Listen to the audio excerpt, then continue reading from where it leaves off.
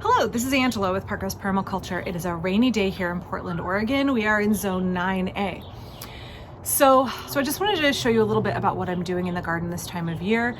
It is kind of a quiet Saturday afternoon, and my youngest kid and my husband are off at a play, and my 3 older kids are working on school stuff. And I have some time to myself, so I can dedicate this chunk of the afternoon to garden work. And I thought I would share with you what I'm working on. So there's loads that needs to be done. My plan today originally was to work on painting greenhouse windows, but it's rainy, and so that's not going to happen. I don't mind getting wet doing yard work, but I can't paint windows in the rain. So I'm going to tackle 3 things this afternoon. The rain is beautiful. It's going to knock petals off my roses, but that's okay. Actually, you know what? Let me take a second and show you some of the roses in the garden and what they're doing right now, because they're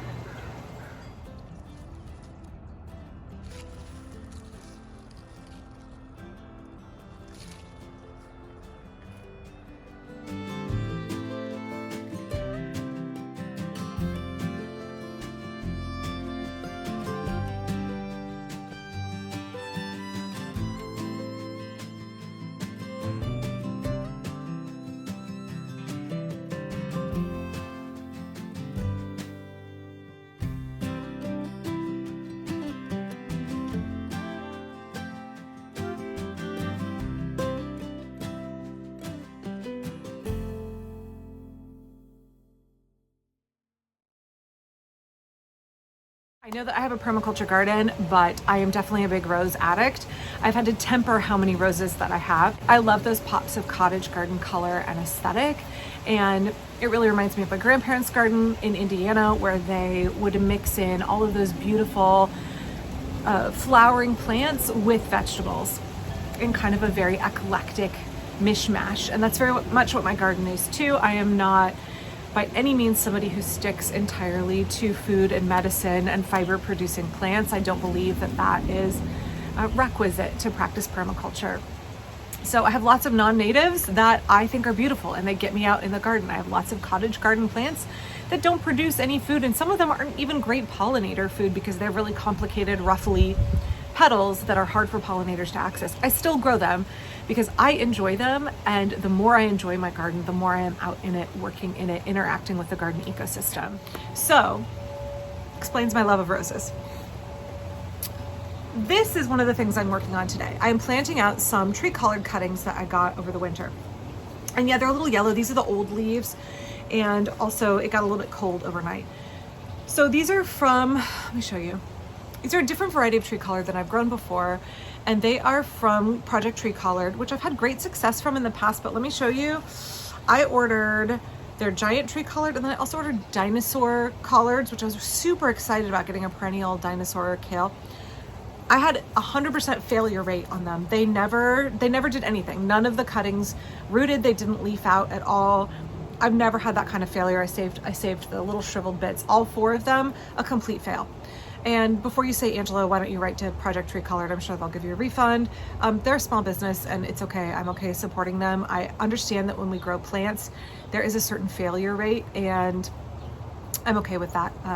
So yeah, but just beware if you're getting cuttings from a company.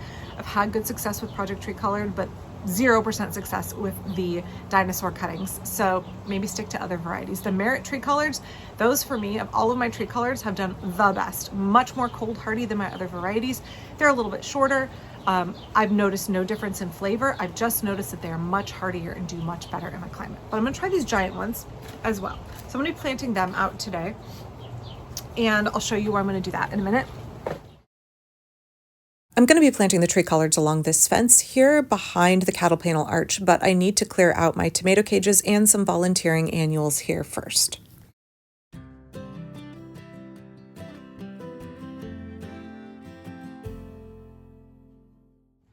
Okay, so I'm just planting them along the fence here.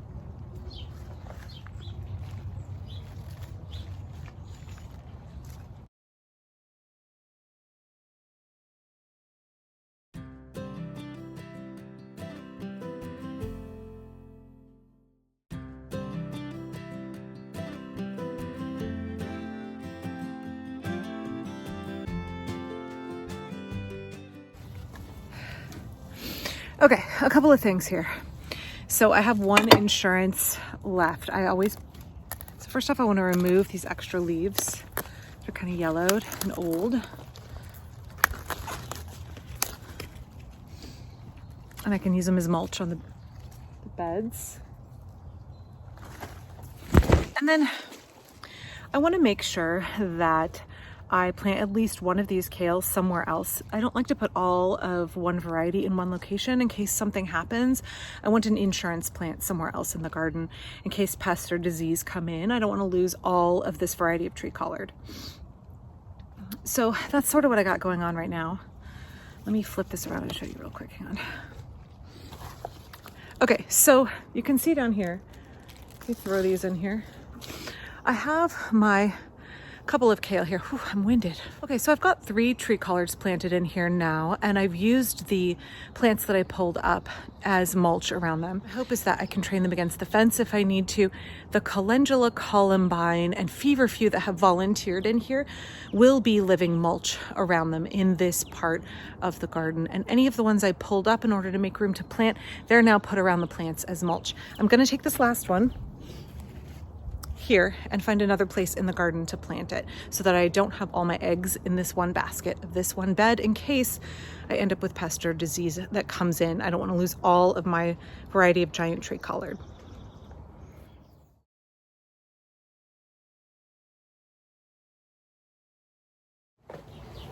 And then this morning, Ruth and I went to the Parker's greenhouse. So there is a woman in our neighborhood who has 3 or 4 greenhouses in her garden, and she has done a spring plant sale forever, as long as I've lived here, and we've been here 15 years. And so I did not start my own tomatoes this year. I never start my own tomatoes, or I haven't in many years. And I have a video about that from a few years ago. So I get some from the local garden nursery, but I always try and support local gardeners who are fundraising for their garden. And like if someone wants to grow 100 varieties of tomatoes, I think her son said that like 128 varieties of tomatoes and peppers available. I'm gonna go support them. So I got some tomatoes there, but they're in these little tiny grow bags. And so I'm gonna pot them up today. Well, let me plug Parker's greenhouse a little bit. When we're talking about community supported agriculture, when we're talking about shopping locally and investing in a local economy, when we're talking about being a participant in our community and the life of our community, one of the easiest ways to do that is going to local plant sales, where gardeners in your neighborhood who are growing food, growing beautiful plants, live in your community, are wanting to share their plants with the community. They're wanting to maybe do a little bit of fundraising. It's hyper local, and I just really enjoy it. So I don't mind. These were $4 each. And I think that's $1 cheaper than they are at the local plant nursery this year. So I'm pretty jazzed about it. This will not be the extent of my tomatoes, by the way. This is just me getting going. 5 tomatoes I'm gonna have at least 10. I usually have at least 10. Okay, the other thing I'm gonna do, there's stuff in here. The other thing I'm gonna be doing is some seed starting. So it's time to do some summer squash and some winter squash. It's also time for me to start basil from seed. So I'll be doing that today as well, and chatting with y'all a little bit. Okay. My glove on. So first off, I went ahead and got some larger pots potted up with potting mix, and that way I'm not going to have to pot up my tomatoes again before I put them out in the garden. I'm not going to put them out yet.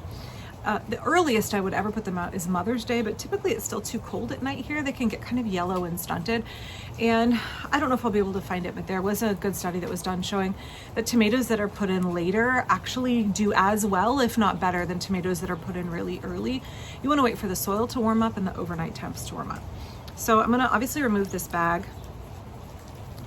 And I don't really care what the names of the varieties are. I'll enjoy them. I got all beefsteaks, I think. I removed the lower leaves because I'm gonna pot this really deeply. On tomatoes, if you plant them deeply, bury the stem, anywhere along the stem that is buried will produce new roots. And because tomatoes can get big and top heavy, I want them to have a really big, robust root structure when I plant them in the garden. So I always go ahead and when I repot them about twice the depth they were originally potted. Okay, so what have I been doing in the garden lately? I'm behind on a lot of things, you guys. I've been really busy taking care of kids. I've been trying to build my TikTok account. I am now monetized, but boy, oh boy, that is a platform where it's difficult to make any pennies. So I spend a little bit of time in the morning, like filming a few TikToks, and then I publish them throughout the day. That's sort of what I've been doing instead of reading or knitting, attempting to maybe earn some extra pennies. And part of the reason that I've been focused on that is because my second kid, B, has been accepted to a really competitive solo mock trial competition in Georgia in July. And so I'm trying to earn a little extra income so that we can pay for that trip, because I have to go with her. It's going to be expensive. The entry fee was incredibly expensive. And then there's plane tickets and hotel and all that jazz. Which just makes me so frustrated, because so many of these important extracurricular activities are very much pay to play, right? Move that bottom leaf. Pay to play, and are so much more accessible to wealthy kids than they are to kids of limited means. And what an advantage that confers. So I want to make sure that she has the opportunity. She's wanted to do this gladiator competition for forever. She went through a long application process, got accepted. So anyway, that's, if you want to know why I've been trying to do TikTok more, that's why. And before you ask me, like, why doesn't B fundraise for this herself? Well, she does work. She works part-time. She goes to school full-time.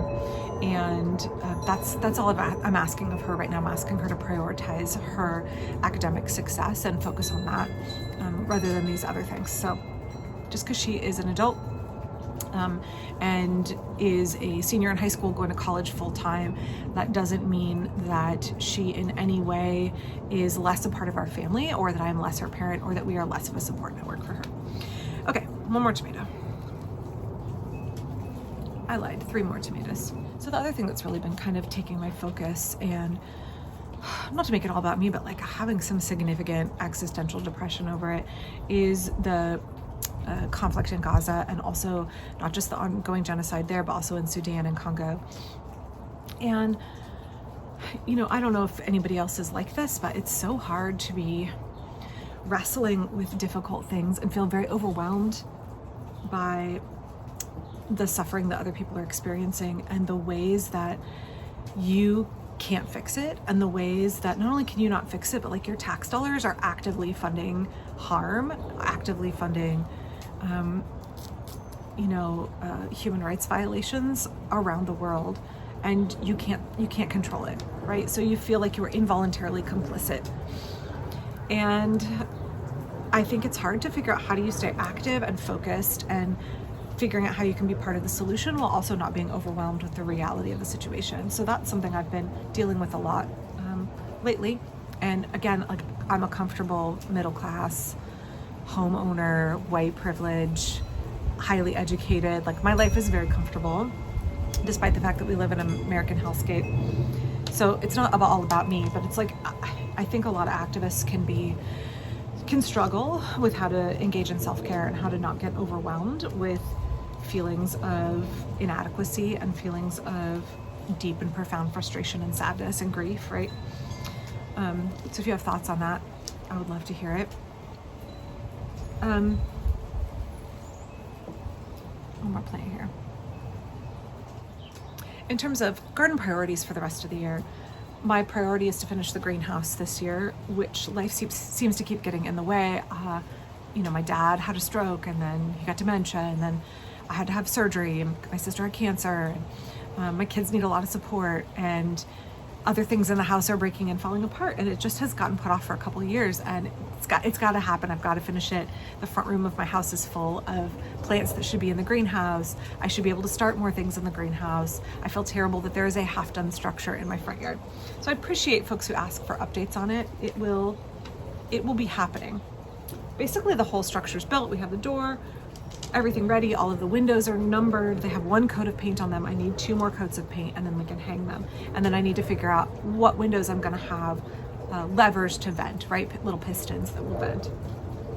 And then we have to put in a table and shelving, and it'll be ready to go. Okay, that's all the tomatoes. Let me flip my little bucket around here. And now I'm going to work on seed starting squash. I have a video about starting squash from seed.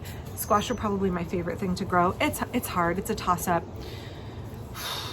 I really like basil, I really like tomatoes. I really love winter squash. So go check out that video if you want to learn more about that. I'm gonna go ahead and do my buttercup seed. I typically overplant, and I plant winter squash in the ground, but these are my insurance squash in case something happens. Crows dig them up, rodents. We have a weird wet, spell, and everything rots in the ground. These are squash seeds that I bought last year. And they should be totally fine. I didn't bother to germination test them, so I'm just gonna overplant them. If I have too many babies come up, I'll just pinch out the ones that are overcrowding.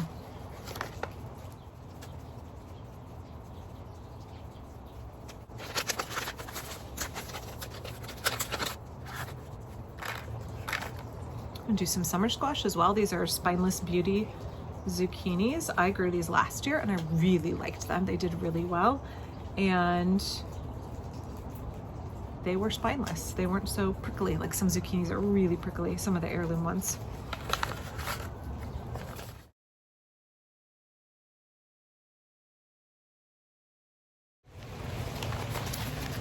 Okay, so that's some summer squash and winter squash planted. And now I'm gonna do some basil. I was gonna go plant my tree collards, but it's pouring. So I'll do that last so that I can go take a hot shower afterwards. Okay, so one other thing I've been thinking about having in my garden is, some of you might know that my eldest child, Ruth, is a pretty prolific artist, and I've had her paint the farm stand, and she's done some paintings on the front of the house. And we have this shed that we built a couple years ago that stores a lot of my garden supplies, and we don't have a garage. So it stores a lot of my tools and lumber and things like that. And we painted it blue to match the trim on the house. And it's just like this great big open blue sky. So I want to commission Ruth to do some painting, either a painting that we can hang on it and remove. I think that would be easier because the surface of the shed is very textured. So I think it would be easier for her to paint a flat panel and we can screw it up. But what do you think she should paint for a mural? She typically is very good at drawing. She's very good at drawing people and animals, and very much gesture drawing and drawing that has, painting that has a sense of movement to it, right? So she did a painting on the front of the house that's a 2-panel piece with rabbit, with a hare and a fox, basically. So if you have thoughts on what she should paint up there, I would love to hear it. I don't know when she's gonna find the time exactly, because she's going to school half-time this summer before she starts at Oregon State in the fall. Okay, so I think that's all I've got for right now. It just feels like an endless scramble, and I know it is for a lot of y'all too. I just feel like I don't know what else I could cut off my to-do list to make my life simpler, but there are still more things than I could possibly get done in a day. And I'm like forever behind. My goal in the past was to have a to-do list where, like, if I accomplished 70% of it in a given day, I was doing great, I was ahead of schedule.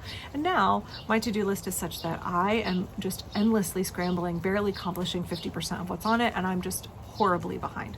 My house is a mess. I am behind on paperwork. I can't manage to find time to type and finish my book.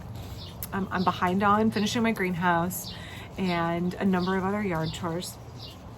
And so, yeah, I just don't know how to change that. I know that I'm talking a lot about slower living and permaculture, helping you create more free time. And I definitely have more free time in my garden. If I had had a different garden design, I would be screwed right now. But I am able to have some measure of, disconnect in the garden, and having things kind of fall to the wayside, and the garden still looks beautiful and still is very functional. And that's because it's a permaculture garden. But in general, I don't know how to make life less hectic right now. I don't know how to ease up on anything. I can't find anything else that I can eliminate or pare down on. And so that just creates this sensation of just scrambling all the time, kind of barely holding my chin above water. And I don't know how to fix that in the context of American life right now, right?